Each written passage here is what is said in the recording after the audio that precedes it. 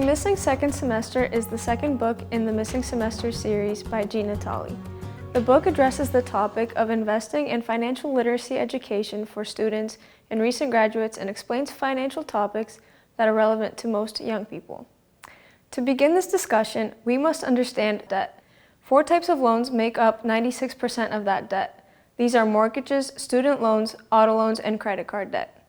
Mortgages make up the majority of this debt with a total of $9.86 trillion. Student loans make up $1.51 trillion of the total personal debt. The total amount of auto loans is $1.33 trillion. Credit card debt is a total of $0.93 trillion, and other personal debt is $0.52 trillion. People with a lot of debt are living paycheck to paycheck and paying today's bills with money they haven't even earned yet from tomorrow's paycheck. Starting early, you have a chance to avoid this debt problem and get ahead. If you learn to budget and minimize costs in certain areas, you will minimize how much you are spending or how much money is leaving and increase how much you can save or invest. Attending a college that costs you less in tuition or less in living and other expenses will minimize your student debt. Getting as much as possible in scholarships and grants will also help reduce the cost of college. The money you save from spending less in this area can be put in a savings account with interest or invested to start earning money, even before working. Buying a less expensive car that may not have all of the extra features or be as new can save you some money and still provide the same service to you. The amount you save by not buying the most expensive car can be invested. Another way to save is by renting a smaller or more budget-friendly apartment.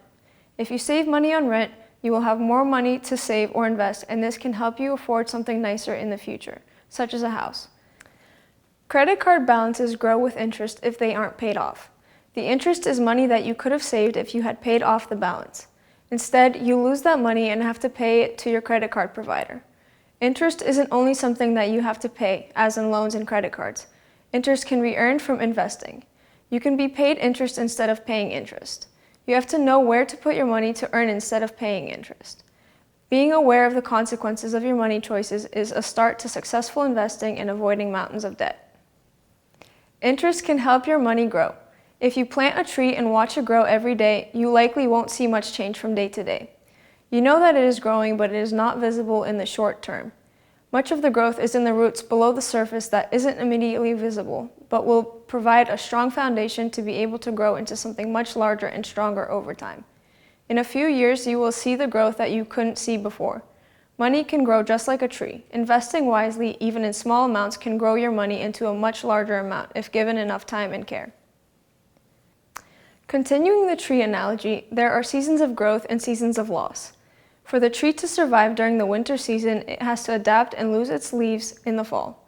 Similarly, we need to prepare for financial winters or times of loss. This is when problems occur that can hurt us financially if we aren't prepared. Economic downturns such as recessions, or losing your job, or even emergency spending from unexpected hospital visits or other expenses can create a financial burden that will hurt you if you aren't prepared. Some tools that help prevent major losses from these events include insurance and emergency reserve funds. Insurance is sometimes described as a necessary evil. When it isn't needed, people aren't happy with the amount they have to pay for it, but it is very important in critical conditions where it becomes needed. Insurance protects you from events that, although sometimes unlikely, will have a significant financial impact if they do occur. Even if you don't think it will happen, it is important to be prepared for it. One type of insurance is health insurance. This is essential to every person. Unexpected health events can have a lot of risk and costs that can result in financial losses as well. To minimize how much you spend on health insurance, some employers can help cover a percentage of the costs. If you are under 26 years old, you can also be included in your parents' insurance to decrease the cost for you. Auto insurance is another common type of insurance, and it is required by all states. This type of insurance protects you from the risk of operating a vehicle. It protects from the liability to anyone that is affected by an accident that you may have caused. Renter's insurance isn't always required, but it is very helpful if you suffer any losses while you are renting a room, apartment, or house. This insurance will cover losses on anything kept where you are renting, including clothes, electronics, furniture, and other valuables. Homeowner's insurance is required for those who own a house. It covers the house and everything in it. If anything happens to the house, such as a fire or flood, the damage to the house and things inside of the house will be reimbursed by the insurance company. Although you may think that the probability of anything happening to your house is low, it is important to protect yourself from the risk of this loss. If you think about everything in your house, it is a significant amount of loss and will cost you a lot if you have to replace everything. Life insurance is usually not necessary for everyone. It is very helpful if you have a high-risk job that involves you being in life-threatening circumstances, even from time to time. It is also helpful if you want to protect your family or people who depend on you and your income. The benefactors in your life insurance policy, such as your family and dependents, will receive a cash payout if you die. This type of insurance can be purchased in terms that can be renewed every year or can be bought permanently until the end of your life. Emergency reserve funds are contingency funds for unexpected adverse events that aren't covered by insurance. Losing your job will not be covered by insurance, but you will still need to have money to pay for food, bills, and other living expenses. If you have an emergency fund, you can use this money to pay for essentials while you look for another source of income. However, this may take some time, so it is important to build an emergency fund that can cover at least a few months of living expenses. The recommended amount is at least 3 to 6 months. Emergency funds can be built in a checking or savings account that is very liquid and easily accessible, but the fund will not have much growth in these accounts.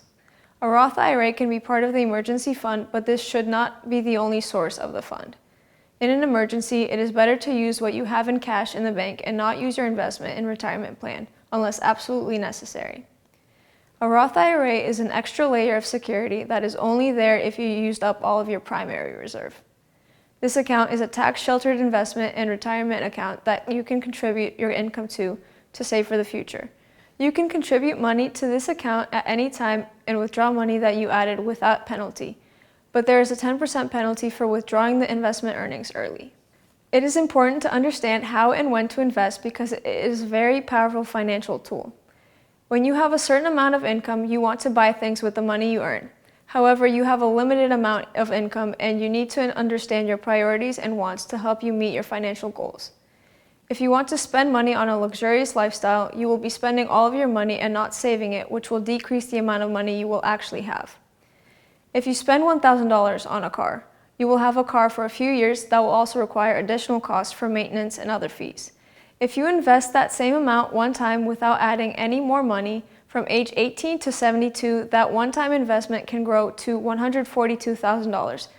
The best investing decision you can make is to not spend money, but invest it instead. Even a small amount invested one time can grow into something much larger. The amount you save and invest is more important to your future financial condition than how big your income is.